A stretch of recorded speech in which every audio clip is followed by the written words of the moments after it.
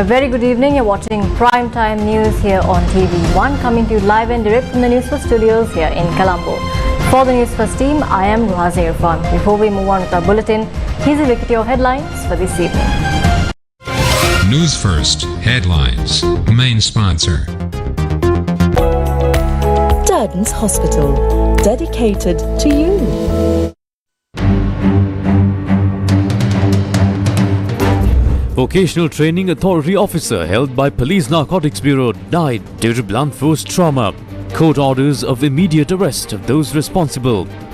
What happened to the firearms issued to MPs and ministers? කොතනක හරි දත්තයන් තියනවද දූරකාල අහෝසුනෙන් පස්සේ මහජන නියෝජිතයන්ගේ ගිනියවි බාර දුන්නද කියලා අපිට මේ මෑතකදී කොහෙවත් මේ බලපත්‍රය සමග නිකුත් කරපු අවියක් යම් කිසි ක්‍රියාදාමයකට යෙදුවා කියලා නම් වාර්තා වෙලා නැහැ. Ruling on petition against Diana Gamage's seat postponed. More SLPP MPs appointed to sectoral oversight committees. Cabinet green light for regulatory body for the film and television industry. Water levels of Kalu, Gin and Nilvala rivers rising. Warning issued over a low depression and tremor experienced in Gampola. Price of 60 essential medicines to drop from 15th June. News First headlines. Main sponsor. Durden's Hospital, dedicated to you.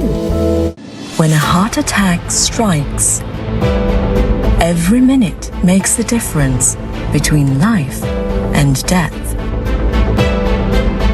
With the right care and treatment at the hand of the most skilled surgeons and medical professionals. With the perfect environment for recovery. Durden's Heart Centre, dedicated to you. Now on to your top story this evening. The Maligakanda Magistrates Court on Tuesday ruled that the cause of death of the assistant manager of the Vocational Training Authority, who died while in custody of the Police Narcotics Bureau, was blunt force trauma. Maligakanda Magistrate Lochana Abevikrama, while delivering the order on the post-mortem, ordered for the immediate arrest of those responsible for the death. On the 10th of January 2023, Samantha Preeti Kumara, an assistant manager at the Vocational Training Authority in Narahinpita, had visited a restaurant with a friend to have lunch. Samantha Preeti Kumara had decided to walk back to his office after purchasing his meal, while his friend decided to stay back and enjoy lunch at the restaurant. It was during his way back to office that Samantha Preeti Kumara was taken away by a group that arrived in a jeep. Thereafter, relatives were informed that his lifeless body was lying at the Colombo National Hospital. On that day, when News First contacted the police spokesperson, SSP Nihal Taldua, he said that Samantha Preeti Kumara was picked up by the police, suspected of being a leading player in a drug network that was under investigation. The police spokesperson went on to note that the detectives from the Police Narcotic Bureau had interrogated the suspects with regard to those above him in the drug network, and during the course of the inquiry, the suspect had smashed a bottle in half and attacked the police officer. However, in court on Tuesday, it was revealed that Samantha Preeti Kumara died as a result of bleeding due to the assault. He was taken away, citing that he was related to Lassie in the drug trade. The final verdict was given today. The coroner's report states that he was very healthy and he never used drugs. The coroner's report also said that he had 49 bruises inflicted from being assaulted by blunt weapons. He was arrested and within 3 hours he was beaten and killed and admitted to the hospital. විනසුරුතුමිය විසින් ලබා දුන්න තීන්දුවක් මේ හොඳින් අත්අඩංගුවට ගත්ත පුද්ගලයෙක් මොහුව මරණයට පත් වෙලා තියෙන්නේ මේ තැනැත්තගේ මෘදු පටක හානිවන ආකාරයෙන් පහර දීලා ලේ ගිහිල්ලා. The ruling by the magistrate was that this person died due to injuries inflicted during assault and due to bleeding. He was a healthy person and the Police Narcotics Bureau were named as the arresting officers. In addition, the court ruled that it was not a natural death. The court ordered to arrest all those responsible. We respectfully urge the court to enforce the law against them. පෙරෙන්න තියෙනවා ඒ අනුව මෙයට වගකිව යුතු පුද්ගලයන් වහාම අත්අඩංගුවට ගන්න කියලා. වහාම ඔවුන් අත්අඩංගුවටගෙන නීතිය ඔවුන්ට විරුද්ධව ක්‍රියාත්මක කරන්න කියලා අපි ඉතාමත්ම ගෞරවයෙන් යුතුව ඉල්ලා සිටිනවා. Shooting incidents reported in Sri Lanka in recent months were discussed in Parliament on Tuesday. We can understand the circulation of weapons in society if we were facing an internal civil conflict. However, how is it that illegal weapons are circulating in the post-war era? AK-47 is the only weapon that is not changing hands. It appears that too is changing hands. Can a statement be made to the House over the matter? Following the end of the 3-decade-long war, weapons reached the south of the country. Weapons are also smuggled along with drugs by sea. When 192 kilograms of heroin was seized in the Bandaragama police jurisdiction, 10 pistols were also recovered. What can be done by authorities is to trace weapons and make arrests. The police special task force seized 1,163 illegal firearms during the past 3 years. These included T-56 assault rifles, T-81 assault rifles, pistols and revolvers. In the 1980s, weapons were issued in bulk to MPs and provincial council members. Thereafter, local government members were also given weapons. Is there any database to claim that public representatives returned firearms after their term was over? We conduct an investigation when an incident takes place and we trace the origins of the weapon. We have not received any report of a licensed firearm being used for any sort of act in recent times.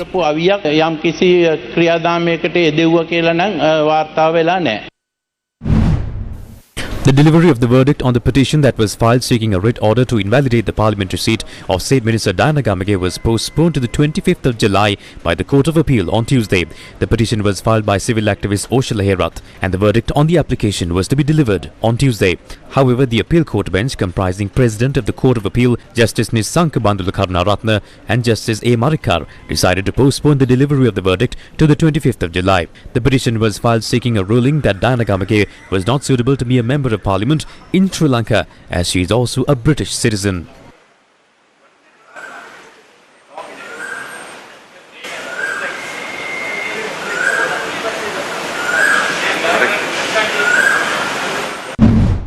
Comments were made in Parliament with regard to State Minister Diana Gamage.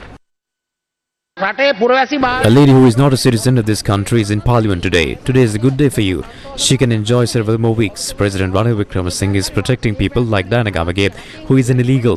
Geeta Kumarasinghe was also forced to step down. The case of Diana Gamage is not the same as the case of Geeta Kumarasinghe. Do not try to be the judge and the advocate in this. Let the judges and advocate deal with it. That is why we have courts in the country. Leave Diana Gamage aside and continue with your speech. I am not aware of the differences. I was speaking on the law being enforced differently. I let go of my citizenship, contested the election and returned to Parliament for the second time. Do not involve me in other people's issues.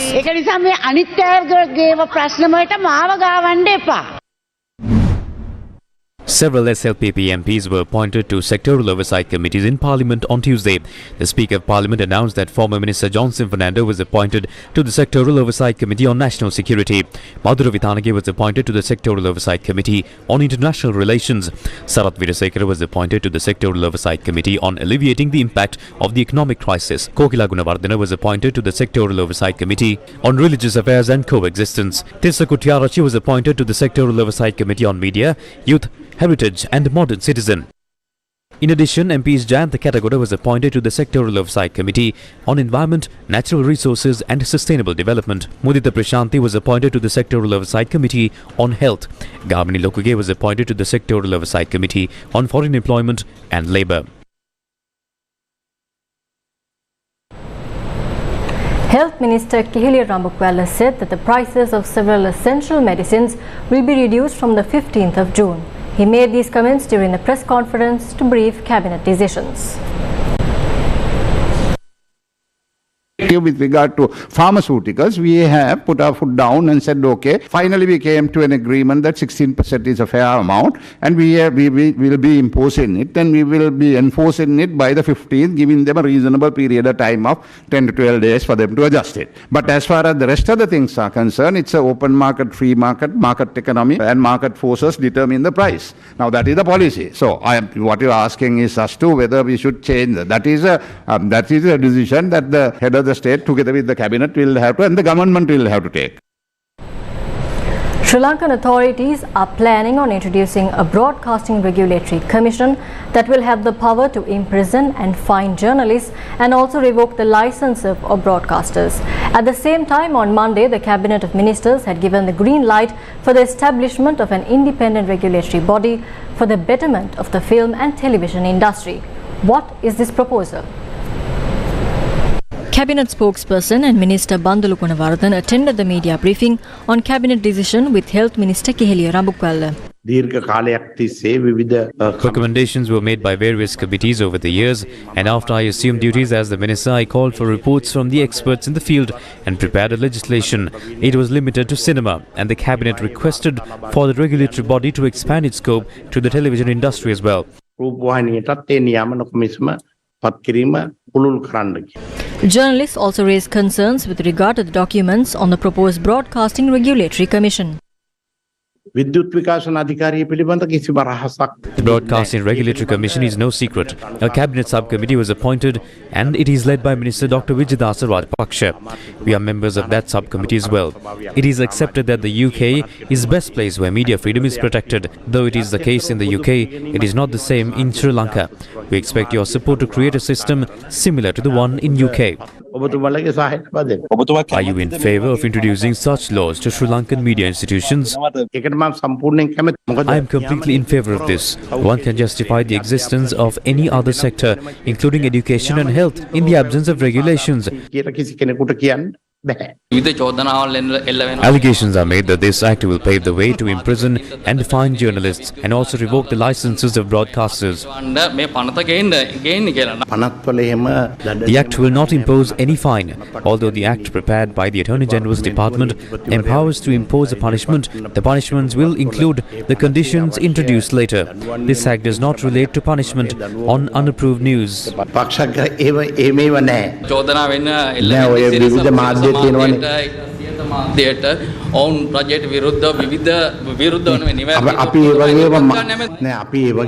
do not take note of such matters. We never discuss media institutions by name in the cabinet. Certain media might be afraid. We do not introduce acts with personal agendas.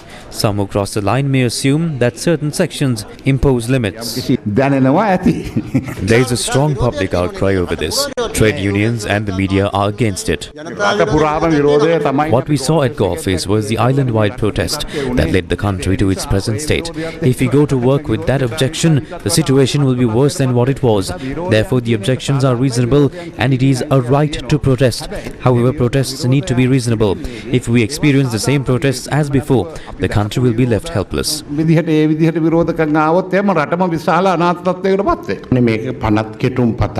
is a bill and comments can be made. We will have several rounds of discussions for views to be expressed. Do you accept that the UK framework is better than Sri Lanka? There is a massive use of the media in other countries as well. There is no such thing in the UK. There is no government appointed board. The president appoints all 5 members, but that is not the case in the UK.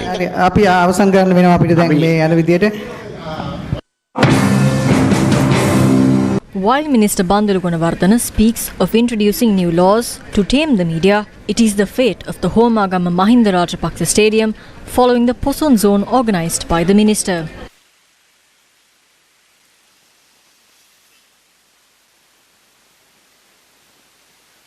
Do you recall what the minister said about the Poson zone at the previous cabinet media briefing? I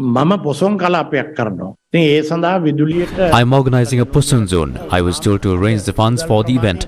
This is the common policy with regard to electricity. The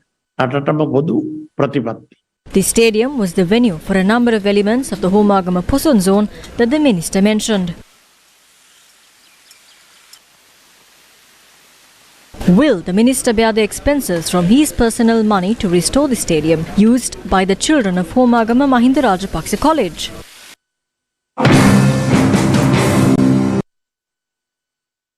Minister Keheliya Rambukwella tried to bring in a similar bill during his tenure as the Minister of Mass Media. Therefore, there is nothing to explain with regard to his intentions. Has the Minister of Health, Keheliya Rambukwella, who is talking about bringing new laws to suppress the media, resolved all the issues related to his subject, the health services? The health minister was appointed by the president without a mandate. Leave that aside. Your responsibility is to intervene from the people's side and solve the issues of the health sector. It is not your job to suppress the media and suppress the trade unions. Your job is to protect the rights of the people of this country. I think you've forgotten that. But don't interfere in other things. While the prices of medicines have gone up, do your job. Do your duty.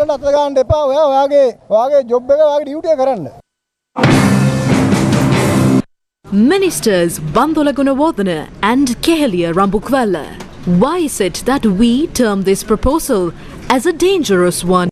The two of you are members of the subcommittee that was appointed to prepare this proposal, and you would have contributed towards the drafting of it. However, on the face of this draft document, the objective of your subcommittee is clear to us. What did you think would happen when you give power to a group loyal to you to issue, terminate and suspend licenses and also to renew licenses annually? A large group of people are employed at all the media institutions in the country. So, doesn't it mean that their future of employment hangs in the balance due to the renewal of licenses annually? It also means that employees will have to be recruited by media institutions for a period of 1 year and would become uncertain to employ personnel for more than 1 year. How can a government-biased group independently decide whether the accuracy of information affects the national economy, national security, or the rule of law? There is nothing to explain by taking these clauses one by one. We continue to highlight the seriousness of this document because if it is prepared as a bill and passed by the Parliament with a 2/3 majority, it will put an end to the right of the people of our country to access information. Minister Dr. Bandula Gunawardena, Minister Keheliya Rambukwala, the people are in a very difficult situation. Their lives have been battered by various issues and they are in distress. Half of the free medicines are not available. There are no doctors and nurses in the government hospitals. There is a shortage of doctors and nurses. The wards of some hospitals are closed. People are suffering on the floor of the existing wards. Many villages do not even have buses to travel at night. People do not have enough money to afford three-wheelers. But if you want to do something, there are plenty of things that need to be addressed. Step out of your vehicles and speak to the people. And only then would you understand the ground reality. The people have an issue with survival. So, before you try to suppress the media, solve that issue. The Movement for Land and Agricultural Reforms also convened a media briefing to express their views on this. When we couple this together with the Anti-Terrorism Act or even the Prevention of Terrorism Act, it is clear that they are trying to utilize these laws to subdue the public dissent. With the help of media, we were able to expose a good deal of environmental destruction. The media helped us to expose the perpetrators and the legal loopholes in the system which they used, and by doing so, we were able to push our lawmakers to enact legislatures that bring these gaps in the system. Not only that, the media is playing an important role in our fight to win compensation for the damages we incurred as a nation through the Express Pearl disaster. Media exposed the way our own government tried to betray this fight over the Express Pearl disaster. Media exposed how some people try to enact laws in a way that will allow their henchmen to cut down forests. With the help of media, we were able to stop all these rackets that destroyed Mother Nature. And today it is clear what the government wants to do. They want to uproot the threat, the barrier that stopped them from doing all these destructions. That is why they are bringing this Broadcasting Regulatory Commission Act. This act will be a blow to our fight to protect the environment.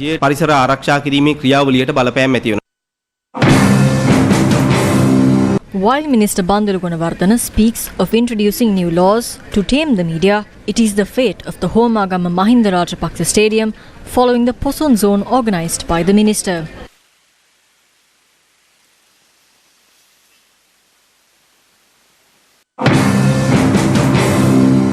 The New Wings or Alut Piyapath movement also commented in this regard. Media is an obstruction on Ranil's path. The pillar is in the way of his path and now he is trying to run over the pillar.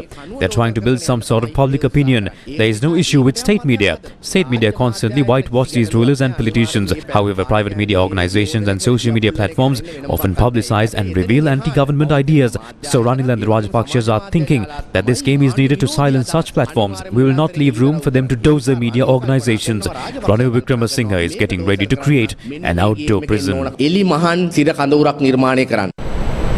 Leader of the opposition Sajid Premadasa questioned the parliament today as to why MP Ali Sabir Rahim was released with a minimum fine on the incident of illegally smuggling gold into Sri Lanka. Recently, it was reported that 4.611 kilograms of gold is worth 80 million rupees. The person who smuggled it has been fined 70 million, unable to pay. That person has been remanded. But a member of this assembly owns 74 million worth of gold and mobile phones. He was fined 7.5 million for bringing gold weighing 3.39 kilograms. What does this mean? Speaker, is this the system change? Who is the force responsible for imposing a small fine on this person? The Prime Minister is here, and I wish to draw attention towards this serious matter. TNA parliamentarian and President's Council M.A. Sumandiran, speaking at a forum, highlighted concerns over democracy. We need reform, we need democratic reform, we need deep democratic reform because we now live in a failed state. We need to first understand and accept the fact that we are living in a failed state. Most people in this country fight shy of conceding to the fact that this is a failed state. But that's a fact. It's a fact that since independence, or perhaps even a couple of decades before independence onwards, we've gone on a path that has brought us to where we are today. And that's a failure. You see, democracy has a very simple way of being explained as the rule of the majority. But that's a very simplistic way in which democracy can be misrepresented, because there is a very thin line or no line at all between rule of the majority and majoritarianism. Sometimes you don't realize that what is being practiced is actually majoritarianism and not rule of the majority. But debate and deliberation are absolutely crucial in a democracy. And why do you have debate and deliberation? You have debate and deliberation so that people can change their mind. That you must have an open mind. You don't engage in debate thinking, oh, let's debate it, but we know how we are going to vote at the end. That's not democracy. That culture must change. Anuradhapura District Agrarian Services Collective also expressed their views on the attempts taken to suppress the media. It was the media who exposed the scam behind the organic fertilizer project and the importing of a much disputed consignment of organic fertilizer into the country. It was the media who exposed all these, while the responsible authorities and ministers turned a blind eye. It was the media that gave us a stage to raise our voices against the construction of walking paths around tanks, including the Great Parakram Samudraya. By suppressing the media, they are trying to lead this country into a dictatorship. It was the media that took the sorrows of the innocent farming community of rural Sri Lanka to the whole world. Farming community of this world owes to the media for helping us in all these battles. Media is the actual reason why we still have farming in this country. While there are many other issues in the country to look into, while farmers suffer everywhere without being able to sell their harvest, while patients face many issues in hospitals without proper medicine, in a time where the prices of goods are skyrocketing, the main concern they have right now is the media. We want the government to withdraw this immediately.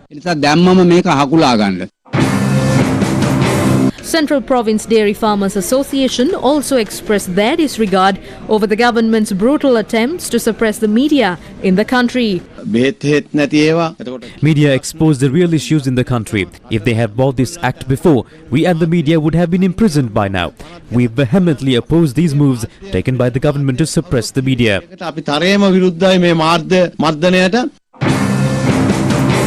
Galoya Left Bank Agrarian Service Association also expressed their dismay over these attempts taken by the government to suppress media. Farmers emphasized that this government, which is led by a president who lacks a proper mandate of the people, does not hold a moral right to do so.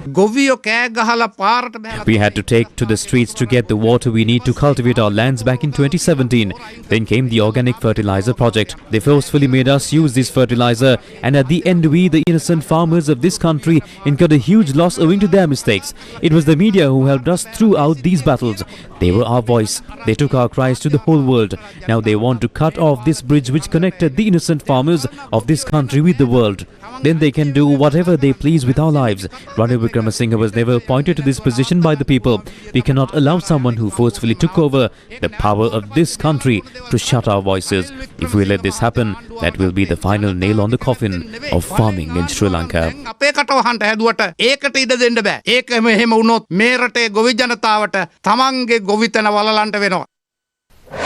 News First with the people.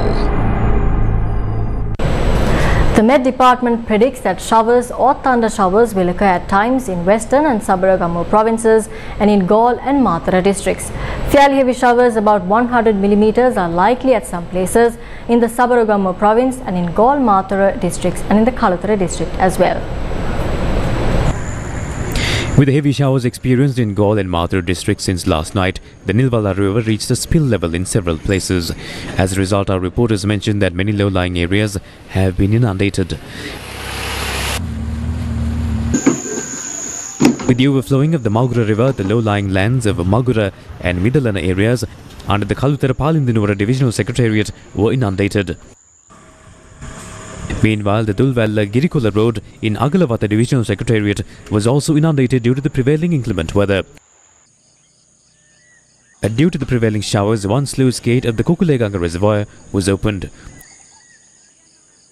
The roads and lowlands in Dambala and Atamagashandhia areas along the Bulat Sinhala Molkava Road were inundated this morning. Meanwhile, the Navy says 4 Navy relief teams have been deployed to provide relief to the people affected by the heavy rains. The National Building Research Organisation says that landslide warning notices issued to Matugama, Palindinura, Palawavita, Bulat Singhagala and Agalavata Divisional Secretariats in the Kaluthara district remain in effect. Sri Lanka Navy is continuing with its efforts to assist flood relief. Following the flash floods triggered by heavy downpour reported in several parts of the island, the Sri Lanka Navy deployed 5 relief teams for flood relief efforts in Bulat Sinhala, Maduralia, Tatpandura and Valalavita in the Kaluthara district and Kalavanna in the Ratnapura district. Accordingly, the Navy relief teams were continuing their rescue and relief services in full swing. In Baduralia, the Navy was pressed into action to transfer a group of Buddhist monks from Gangarama Viharaya, Baduralia to a religious matter and also safely carried a group of school children affected by floods. Moreover, the Navy relief teams made necessary preparations to provide assistance and relief to the local residents, including school children who were affected by the flood in Bulat Sinhala area, enabling them to resume their daily activities. Following the directives of the Commander of the Navy, Vice Admiral Priyantha Pereira, the Navy has kept ready additional 23 relief teams in the Western Naval Command and 10 relief teams in the Southern Naval Command to be mobilized at will. A minor tremor was experienced in the Pupurasa and Deltota areas in Gampula on Monday night. The Geological Survey and Mines Bureau said it was recorded as a magnitude 2.2 tremor and was experienced at approximately 10:40 p.m. The UNFAO and Best Standardized Practices for the Agri-Food Sector project will introduce a new safety system in Sri Lanka. The Food and Agriculture Organization of the United Nations (FAO) through the European Union funded BESPA Food, or the Best Standardized Practices for the Agri-Food Sector project, will support the government to establish a well-coordinated food safety system in the country. Through the €6.5 million project, FAO will work closely with the Ministry of Health to implement institutional revisions in the country's food safety policy and regulatory framework towards adopting preventive risk-based measures across the supply chain. The current food safety regulation policies in Sri Lanka focuses largely on end product checks and regulations governed by a regulatory framework established in 1980. The challenges facing Sri Lanka's food safety sector include weak regulatory and institutional frameworks that have led to vulnerabilities in supply chains and infrastructure, as well as an approach that does not consider every aspect of the food supply chain from farm to table. To respond to these gaps, FAO will also work with the ministries related to agriculture, livestock development and fisheries sectors, as well as the other agri and food sector stakeholders including private enterprises, SMEs and consumers to achieve a complete transformation of food safety standards in the country via institutional as well as attitudinal shifts. A recent study by UNIDO revealed that an improvement in food safety practices in Sri Lanka through a $30 million investment and an annual net budgetary commitment of $9 million could prevent at least 113 deaths annually and significantly boost annual export values projected to increase by 24% over a decade. The Indian drug controller had launched a probe into the medicines exported to Sri Lanka following reports of vision loss. The Indian drug controller is currently investigating a pharmaceutical company based in Gujarat after receiving reports from Sri Lanka that a steroid eye drop manufactured by the firm has been associated with adverse events, including cases of vision loss. The Sri Lankan government has recalled the medicine as well. The Pharmaceuticals Export Promotion Council of India, Pharmaxil, has issued a notice to the company requesting information regarding the importer, receipts of the drug and details about the manufacturing license and product permissions as well. The company Indiana Ophthalmics from Badwan, Gujarat has been urged to investigate the cause of the alleged product contamination and provide their findings to take appropriate action. Failure to submit the requested information by the 3rd of June 2023 could result in the suspension of the company's registration cum membership certificate. According to reports, the prednisolone eye drop in question was administered to patients in Sri Lanka who had undergone cataract surgery. The eye drops have been linked to, quote, eye infections in over 30 individuals, unquote, as mentioned in the Pharmaxil notice. This is not the first instance of contamination involving an eye drop manufactured in India. Earlier this year, the US was investigating the Ezricare artificial tears, an over-the-counter eye drop produced by Global Pharma Healthcare in Chennai, India. An awareness program titled Protection and Enrichment of the Last Remaining Sea Turtle Nesting Habitats in South Colombo Coastline and Solutions to Plastic Pollution took place today in Colombo. The workshop, organized by Lanka Nature Conservationists LNC, aimed to raise awareness and find suitable solutions to safeguard sea turtle nesting sites. Marine scientists and experts at the workshop discussed current issues and remedial measures. The China-Sri Lanka Joint Symposium of Coral Reef Ecology took place on Tuesday. The China-Sri Lanka Joint Symposium of Coral Reef Ecology took place today with the participation of experts from China and Sri Lanka as well. Corals are not thriving in Sri Lanka. Therefore, we need to protect corals. We used to have some programs at IUCN, some with the university. We used to have Sri Lanka Coral Reef Forum, but suddenly with the time, it ended. From 1950s to now, 50% of coral reefs has already gone. We have lost. In Sri Lanka, the situation is same. I hope this will be a first starting point to establish a Sri Lankan Coral Reef Forum again. We have been mismanaging things for a very long period of time, and then when it hits us very badly only, we realize that we have been doing things for 50 to 75 years, and then try to start changing. Same for environment, same for coral reef. The event featured technical sessions on coral taxonomy, global microbialization and the future of coral reefs in Sri Lanka as well. The Regional Cooperation for Higher Education Development Options for South Asia kicked off in Colombo today. The two-day gathering aimed to foster collaboration among South Asian countries in the field of higher education.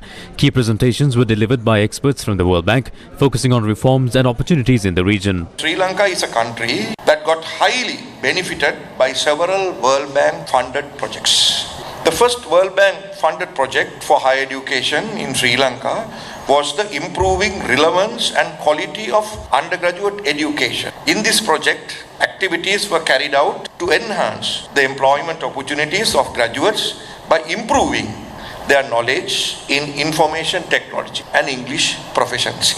The second project was the higher education for 21st century. Ethnic cohesion component was introduced. Further, the quality assurance system in the higher education system was strengthened in Sri Lanka to be on par with neighboring countries. The third World Bank funded project, accelerating higher education development and expansion. Ahead supported to increase the enrollment of students in priority disciplines, improve the quality of higher education and strengthen the research development, innovation and commercialization activities in university. For the first time in the country, universities now have a proper system to partner with private sector through these UBLs. The event also included a site visit to the University of Colombo, showcasing the impact of the World Bank's AHEAD project. This collaboration aims to drive sustainable development and meet the evolving needs of higher education in South Asia. The apparel sector stands to lose $494 million if Sri Lanka loses the GSP Plus trade concession offered by the European Union. Secretary General of the Joint Apparel Association Forum, Sri Lanka, Johan Lawrence, said that with the current GSP Plus regulation set to expire by the end of 2023, it is imperative that Sri Lanka takes measures to secure concessionary access to the European market. Johan Lawrence said that securing GSP Plus depends on Sri Lanka upholding the already ratified conventions spanning human rights, labour, environment and governance. He had noted that if Sri Lanka is to lose GSP Plus, the combined loss for the apparel sector is estimated at $494 million, which is 79% of the estimated trade loss.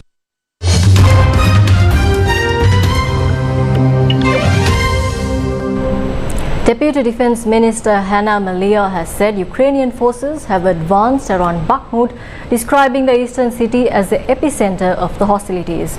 Meanwhile, Ukraine's military said Russian forces have blown up a large dam in southern Ukraine, while the Moscow installed official in the city of Nova Kakhovka in the Russian-controlled part of the Kherson region denied the claim. She did not say whether a long-awaited counter-offensive had begun. Separately, Russia's military said it had repelled a new attack in the eastern Donetsk region on Monday. Bakhmut has for months been at the heart of fierce fighting. It has little strategic value but is important symbolically, both for Kiev and Moscow. Monday's claims by Ukraine and Russia have not been independently verified. City officials said, citing preliminary information, that in the early hours of Tuesday, air raid sirens were activated for several hours all over Ukraine. In the capital Kiev, all missiles, more than 20, were shot down. Meanwhile, Ukraine and Russia are scheduled to face off at the International Court of Justice, the top United Nations court, over Moscow's support for pro-Russian forces blamed for insurrection against the Ukrainian state and armed violence that included the shooting down of Malaysian Airlines flight MH17 in 2014, killing all 298 passengers and crew. Judges at the ICJ in The Hague will hear Ukraine's claim on Tuesday that Moscow violated a UN anti-terrorism treaty by equipping and funding pro-Russian separatists who international investigators concluded had used a Russian missile to shoot down the Malaysian jetliner over eastern Ukraine almost 10 years ago. Lawyers for Ukraine will speak on Tuesday from 10 a.m. local time, while Russia will address the court with a response on Thursday, the ICJ statement said. Ukraine will then reply on June 12th and Russia on June 14th.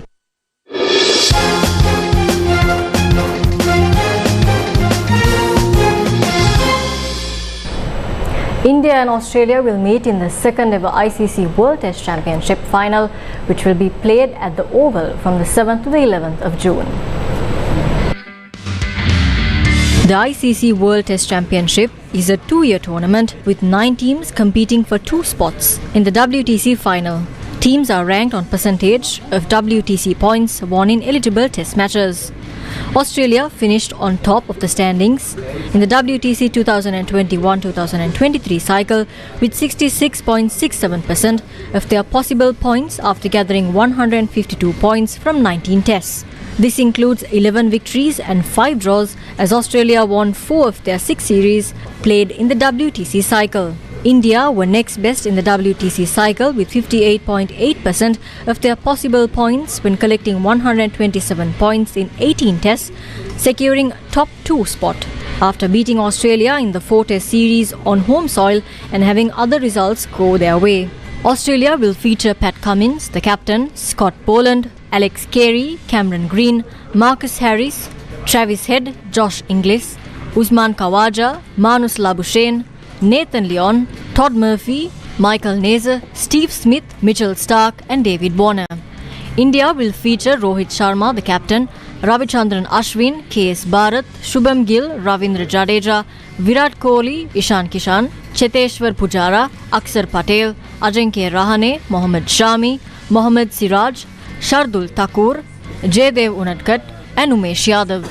The World Test Championship Final 2023 will commence at 3 p.m. Sri Lankan time, and Sri Lankan cricket fans can watch the game live on TV1. And that's a wrap of primetime news here on TV1. For the News First team, I'm Raz Irfan. Good night and take care.